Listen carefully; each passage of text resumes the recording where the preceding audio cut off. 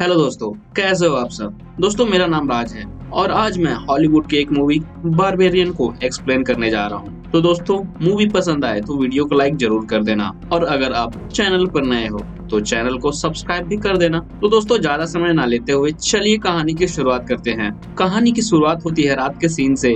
हम टेस नाम के एक लड़की को देखते हैं जो 476 बारबरी नाम के घर को बुक कर उस जगह पर रहने आती है और फिर अपने मोबाइल पर आए पिन को डायल कर घर के की लॉकर को खोलती है। पर जब वो उस लॉकर में देखती है तो की उसमें नहीं था। वो वापस से कस्टमर केयर को कॉल लगाती है पर उस वक्त वहाँ कॉल भी नहीं लगता, जिस कारण से टेस वापस कार में आकर बैठ जाती है। तभी टेस देखती है कि घर में किसी ने लाइट ऑन किया है, तो वो वापस जाकर घर की बेल बजाती है और खिड़की के पास खड़ी हो जाती है। तभी अंदर जो आदमी था वो टेस को नोटिस करता है और फिर दरवाजा खोलता है तो पता चलता है कि उसने भी ये घर को किसी वेबसाइट से बुक किया था और उस आदमी का नाम कीथ था। कीथ पूछता है, आप सही जगह पर और राइट डेट को तो आई हो ना। तो टेस बोलती है, हाँ बिल्कुल, और फिर वो अपने मोबाइल पर आए मैसेज को दिखाती है जो बिल्कुल सही था। बाद में कीथ बोलता है, आप चाहो तो अंदर आकर कस्टमर केयर को कॉल कर सकती हो, क्योंकि बाहर में बहुत ही बारिश हो रही थी। तो टेस भी अंदर आ जाती है और फिर वो कीथ से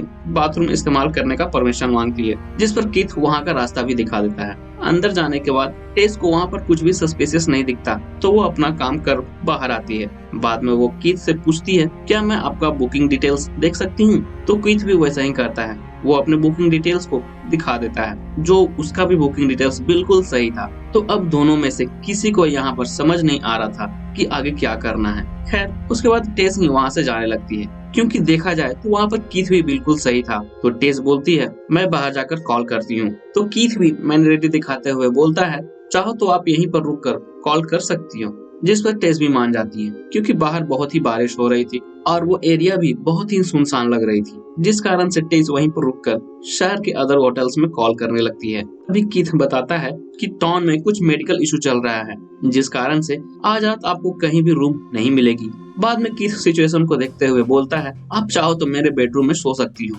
मैं बाहर काउच पर सो जाऊंगा।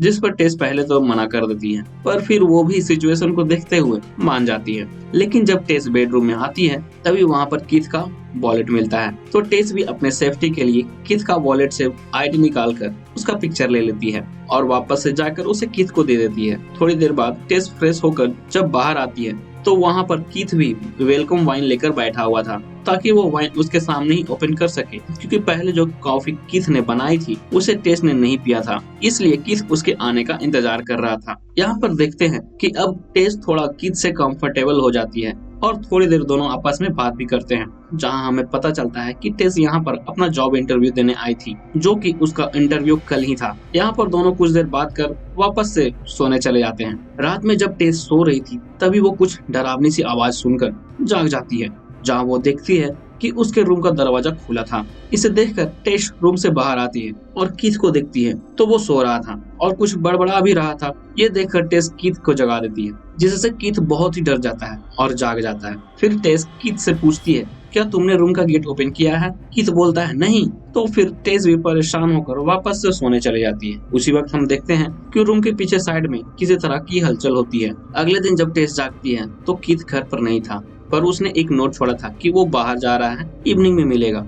और यहाँ पर हमें टेस को देखकर लग रहा था कि टेस भी बहुत ही कीथ से इम्प्रेस हो चुकी थी। खैर, जब वो रूम से बाहर आती है तो देखती है वो जगह पूरी तरह से खंडर थी। उस एरिया के सारे घर पुराने और टूटे हुए थे। ऐसा लग रहा था जैसे सालों से उधर कोई नहीं रह रहा हो, पर वो ज्यादा ध्यान नहीं देती और इंटरव्यू के लिए चली जाती है। थोड़ी देर बाद टेस इंटरव्यू खत्म कर जब घर वापस आती है तभी वहाँ पर एक आदमी उसे बुलाने लगता है और उसकी तरफ दौड़ने भी लगता है, जिस कारण से टेस बहुत ही घबरा जाती है और जल्दी से लॉकर बॉक्स से दरवाजे को खोलती है और अंदर चली जाती है। बाद में वो पुलिस स्टेशन कॉल करती है, पर वहाँ पर भी उसके बातों को इग्नोर कर दिया जाता है, ये कहा कर कि वहाँ पर कोई भी यूनिट अवेलेबल नहीं है। ऐसा लग रहा था मानो उस जगह के बारे में जरूर कुछ लोग जानते थे। खैर, कुछ देर बाद वो खुद ही शांत हो जाती है और फ्रेश होने बाथरूम जाती है। पर वहाँ पर टॉयलेट पेपर भी खत्म हो चुका था। तो वो टॉयलेट पेपर ढूंढने लगती है। कुछ देर ढूंढने पर वो पेपर उसे घर के नीचे बेसमेंट में मिल जाती है। लेकिन जब वो बेसमेंट से वापस आ रही थी तभी बेसमेंट का दरवाजा बंद हो जाता है। वो कुछ देर वहाँ पर ट्राई करती है पर दरवाजा नहीं खुलता।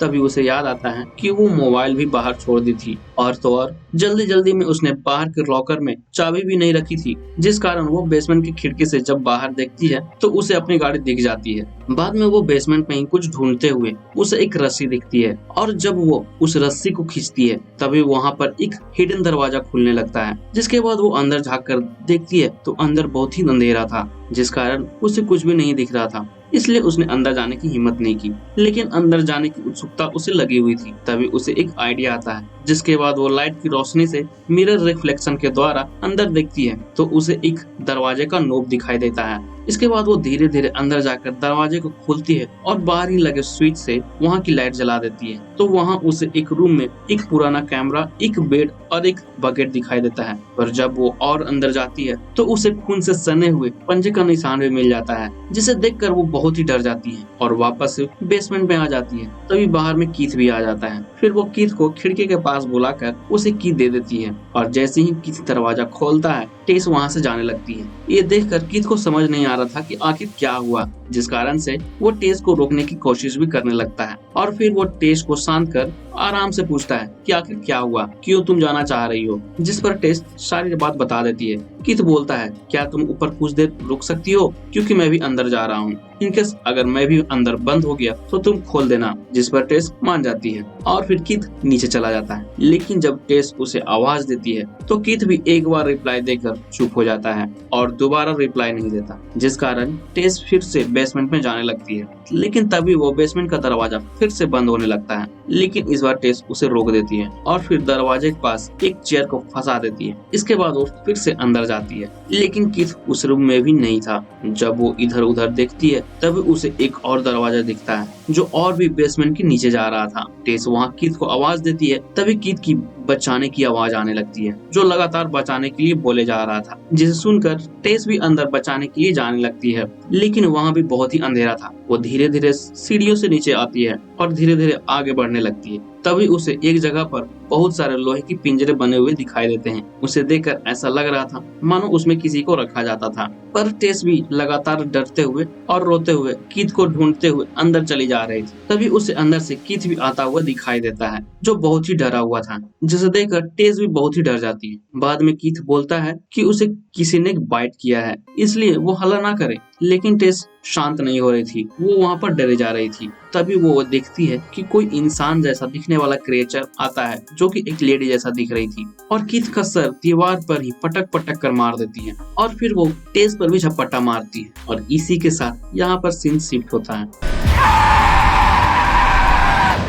अगले सीन में हम एक एक्टर को देखते हैं जिसका नाम एजे था और वो कहीं जा रहा था। तभी उसे टीम का कॉल आता है और वे लोग एजे को बताते हैं कि उसकी को एक्ट्रेस मेगन ने उस पर सेक्सुअली हैरेस करने का आरोप लगाया है, जिसके लिए उसे फिल्म से निकाला जाता है। साथ ही साथ उस पर इन्वेस्टिगेशन भी चलने वाला था। इन सभी बातों से परेशान होकर एजे अब अपने वेल्थ मैनेजर से आकर मिलता है, जो उसकी प्रॉपर्टीज का देखभाल किया करता था। एजे मैनेजर को बताता है कि वो 2 केस लड़ने वाला है, पहले तो जो उस पर आरोप लगे थे उसके अगेंस्ट में, और दूसरा उस लड़की के ऊपर डेफेमेशन केस। लेकिन मैनेजर उसे बताता है कि उसके पास केस को लड़ने के लिए पैसे नहीं है और अगले 3 महीनों में वो 0 पर आ जाएगा। तो अब पैसों के मैनेजमेंट के लिए या तो उसे घर बेचना होगा या फिर उसे जो रेंटल प्रॉपर्टीज है उसे बेचना होगा। साथ ही वो वेल्थ मैनेजर भी उसे छोड़ देता है। खैर, अब एजे को हम टाउन से बाहर जाते हुए देखते हैं और वो अपने लॉयर को कॉल कर बोलता है कि वो उस लड़की से बात करना चाहता है, जिस पर लॉयर साफ इनकार कर देता है कि वो उसे कॉल नहीं करे,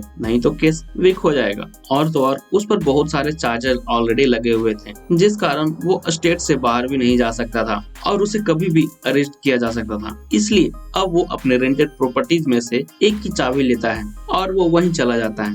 और यहाँ पर हमें पता चलता है कि वो घर कोई और नहीं बल्कि 476 बारबेरी ही था। जब वो घर के अंदर आता है तो उसे पता चलता है कि ऑलरेडी वहाँ कोई रह रहा था, क्योंकि उनके सारे सामान वहीं पर रखे हुए थे। बाद में वो किसी को कॉल करता है, जिस पर वो बताती है कि इस टाइम अभी वहाँ कोई नहीं रह रहा है। लेकिन फिर एजे उसे डांटने लगता है क्योंकि उसने घर की सफाई नहीं करवाई थी। इस पर फोन वाली लड़की गुस्से में आकर फोन को काट देती है। थोड़ी देर बाद में एजे को देखते हैं कि बेसमेंट का दरवाजा जो खुला था उसे बंद कर देता है। रात में अब एजे अपने फ्रेंड से मिलता है और बताता है कि मैं उसके साथ सोया था, वो नहीं चाहती थी इसलिए मैंने उसके साथ थोड़ा जबरदस्ती भी कर दिया था। इसके बाद जब एजे घर आता है तो वो मेगन को कॉल करता है, पर मेगन का कॉल नहीं लगता, इसलिए वो मेगन को वॉइस मैसेज छोड़ता है कि उसने जो भी किया वो गलत किया और फिर वो सॉरी बोलकर फोन को कट कर देता है और बाद में सोने चला जाता है। अगले दिन जब वो जागता है तो एजे टेस और किथ दोनों का सामान चेक करता है। बाद में वो उसी बेसमेंट में आवाज लगाता है, तभी उसे अंदर से कुछ गिरने की आवाज आती है। इसलिए अब एजे पूरी तैयारी के साथ नीचे जाने लगता है,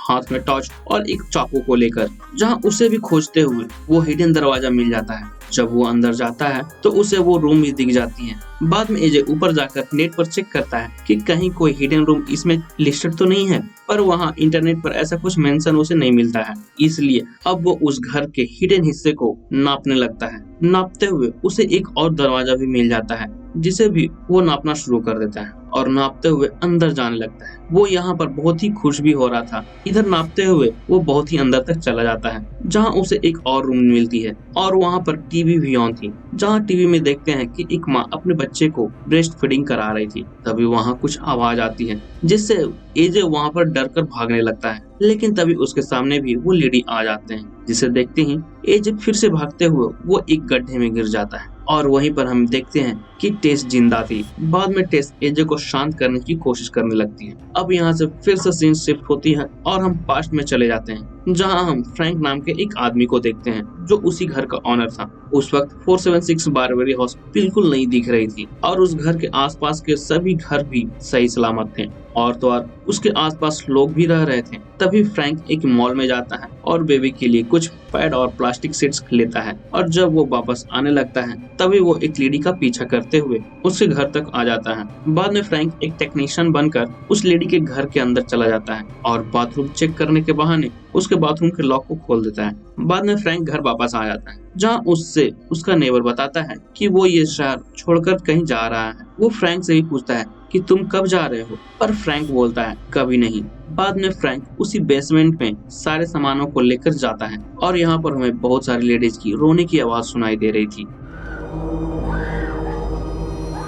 खैर अगले सीन में हमें वापस से वहीं दिखाया जाता है जहां एजे और टेस गिरे थे। तभी वहां पर वही लेडी आती है और उसे बॉटल फीडिंग कराने लगती है, पर एजे नहीं पीता, पर टेस वो पी लेती है। एक्चुअली में वो लेडी एक बच्चे के सामान दोनों को ट्रीट कर रही थी, पर एजे कोई रिस्पॉन्स नहीं कर रहा था। इसलिए वो लेडी नीचे आकर पहले तो टेस को बेबी की तरह उसे सीने से लगा लेती है और फिर वो एजे को वहां से निकाल कर उसी कमरे में ले जाकर अपना ब्रेस्ट फीडिंग कराने की कोशिश करने लगती है। इधर इसी दौरान टेस भी वहां से निकल जाती है और उसी रूम के पास से जब आगे बढ़ती है तभी वो किसी चीज से टकरा जाती है, जिस कारण वो फिर से दौड़ते हुए बाहर आती है और बेसमेंट की खिड़की को तोड़कर बाहर निकलने लगती है। तभी एक आदमी आकर उसे बाहर की ओर खींच लेता है, जिस कारण वो लेडी से बच जाती है। ये आदमी वही था जिसने स्टार्टिंग में टेस के पास आने की कोशिश कर रहा था। इधर टेस उस आदमी को बताती है कि अंदर एक आदमी और है जिसे वो बचाना चाहती है, पर वो बोलता है कि ऐसा मत करो नहीं तो फिर से पकड़ी जाओगी,